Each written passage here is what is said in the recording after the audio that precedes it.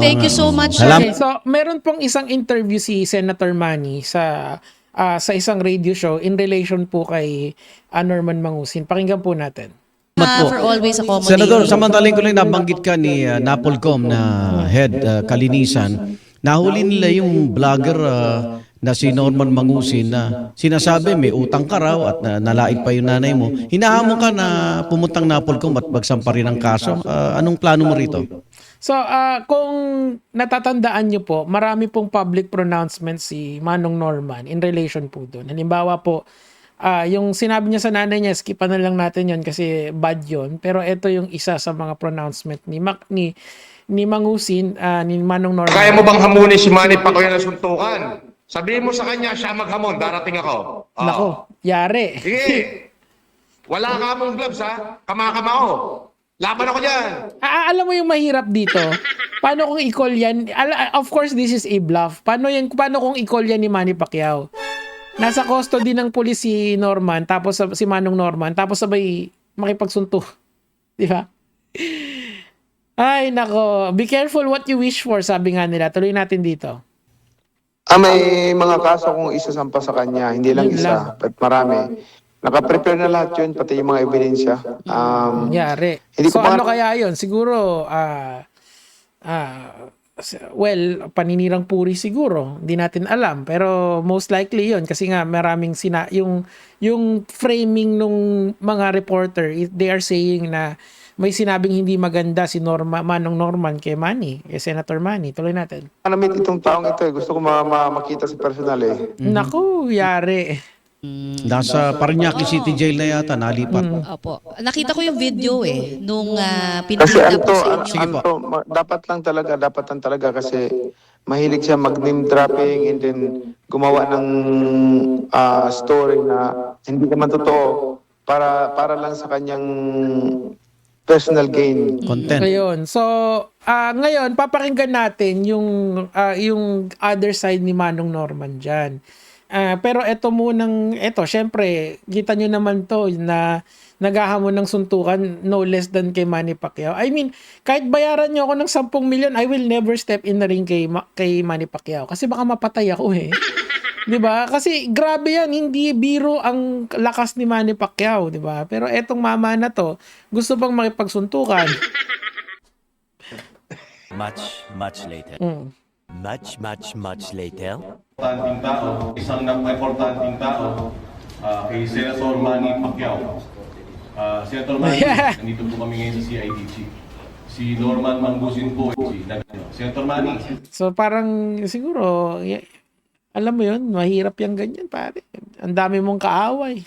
No, mahirap 'yun, mahirap itong taong ito, dapat hindi ito payagan na Makakawala. yung sa kanya mga ginagawa kasi siyempre, ang social media natin ngayon masyado ng So ang mangyayari diyan kasi nagpetition for i-oppose yung bail ni Manny ni Manong Norman. So most likely lahat ng mga kaso niyang naka-bail siya, i-oppose nung council ng kabilang parlor. Grabe yun, pare, hirap nun. So ngayon, I want you to listen in Kung may dito. nasabi akong bagay, but it is not intended to be public. Ito Private yan. lang kaming nag-uusap. Natural, magalit ako kasi may involved akong pera eh.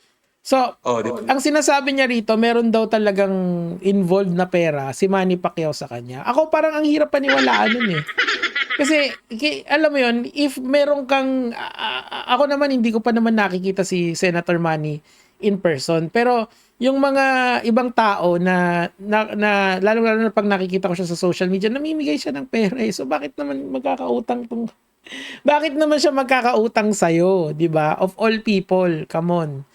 Hirap eh. Diba? Pero ito ay indirect. Di ba? Yun lang. Pero hindi ko yan in-intention para isa publiko yan.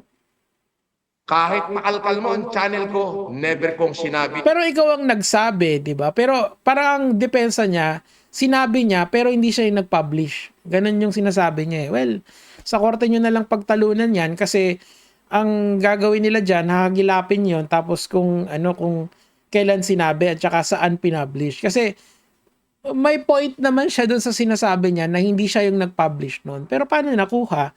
Kasi kunyari, may sinabi ka may sinabi ka na salita, tapos private yon, tapos may nag-post. So ano yung liability mo doon? That's not for me to decide. No, tuloy. Yan sa channel ko. Never kong sinabi yan sa kahit anong vlog ko. Private, maaari noon. And 8 then years ago. 2020, nakulong na ako, kalalaya ko lang hanggang ngayon. Kailan lang ako lumaya. So 8 taon na yan, kung binasabi ko yan, it is not intended to be public. Roel, ikaw na bahala magsabi kay Manny mo. Yung mga Si Manny mo? Ay. Ano ba yan? nagpunta sa kanya ng mga sulsol, sila ang nagpapakalat niyan. Dapat sila ang kasuhan nila. Okay? So yung ang sinasabi niya rito, yung mga nagpakalat ng na may utang si Manny, yun dapat yung kasuhan. Pero may sinabi din siyang hindi maganda dun sa nanay ni Manny Pacquiao eh. So ano lang, quits lang talaga na makasuhan ka. Ikaw alam mo yun, si Mami Junisha wala naman ginagawa sa atin na yun di ba? As in, she's just living her life out kasi may edad na siya and nag-enjoy siya dun sa buhay niya at saka dun sa achievement ng anak niya na, alam mo yun, na nakaka-proud naman talaga as nanay niya. Kasi, alam mo yung si Pacquiao, yun yung literal na from the bottom hanggang pataas nakita natin. Alam nyo, nung araw, merong point na si Manny Pacquiao, we were all considering him as president. Hindi nga, kasi nga, hindi naman, alam si Manny Pacquiao yan di ba? Mayaman na. So, alam mong hindi na mangungurakot, di ba? Kaso nga lang talaga, ang problema kasi, may perception tayo dito na kailangan matalino. Pero, you know, sabi nga nila, ang talino naman, nasusukat yan. Iba-iba yung sukatan ng talino Yung, meron kasing theory sa education called multiple intelligence, di ba? Hindi porke hindi siya magaling sa math at saka sa language, pwedeng sa iba siya magaling, di ba?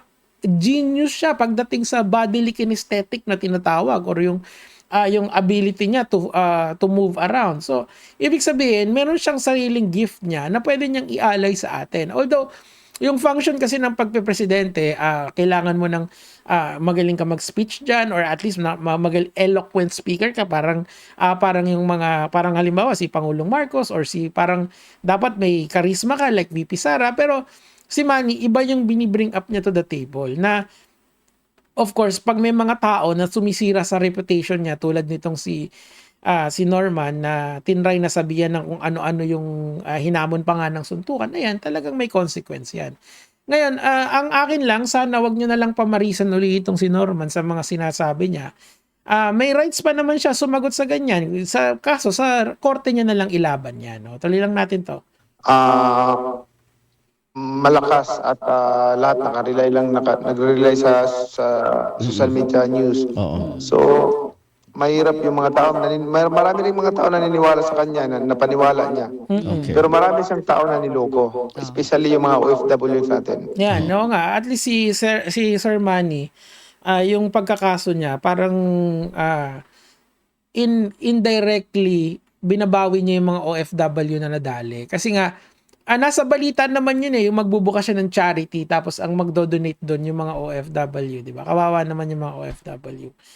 Anyway, tapusin na natin to. Okay, abangan natin. Sir, nakita ko yung video. Medyo dun sa video talaga mataas po yung emosyon ninyo. No? Dahil particular na natira ho niya dun sa mga nabanggit na yung inyo pong nanay. Si Mami Junisha. Ito ho, talagang medyo may galit ho kayo. Personal po ito sa inyo. Yes. I'm just controlling myself sa totoo lang kasi ayaw kong, kasi siyempre nag-share ako ng word of God, nag-preach ako. Tapos hahamunin pa niya ng suntukan, di ba? Kaya mo bang hamunin si Manny Pacquiao ng suntukan? Sabihin mo sa kanya, siya maghamon, darating ako. Darating si Manny Pacquiao. Darating si Manny Pacquiao. Panoorin niyo na lang po yung buong interview dito sa Super Radio DZBB 59 kHz. And panoorin niyo yung buong interview ni Senator Manny. Grabe, ang akin lang talaga sana number one, kasi may chance pa naman makapag-bail si Manong Norman. Kasi nga, yung petition for yung cancellation ng bail niya, yung opposition to bail niya, medyo matagal pa yon.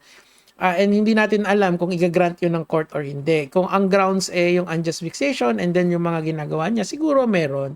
Kasi kilala naman siya, yung notoriety niya is very well known publicly. Pero sinasabi ko lang sa inyo na wag nyo na lang, una, pag lumabas yan, kung pwede, wag nyo nang panoorin. Kaso, syempre, lahat ng tao tututok yan kung sakasakaling makalaya yan. Pero sa dami ng kinaharap niyang kaso, parang patong. Again, hindi na to laban ng vlogger versus vlogger. It's him versus everyone.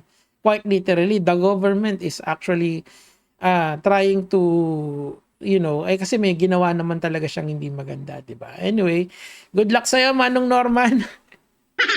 Yan lang naman po yung sa akin for today, mga lads.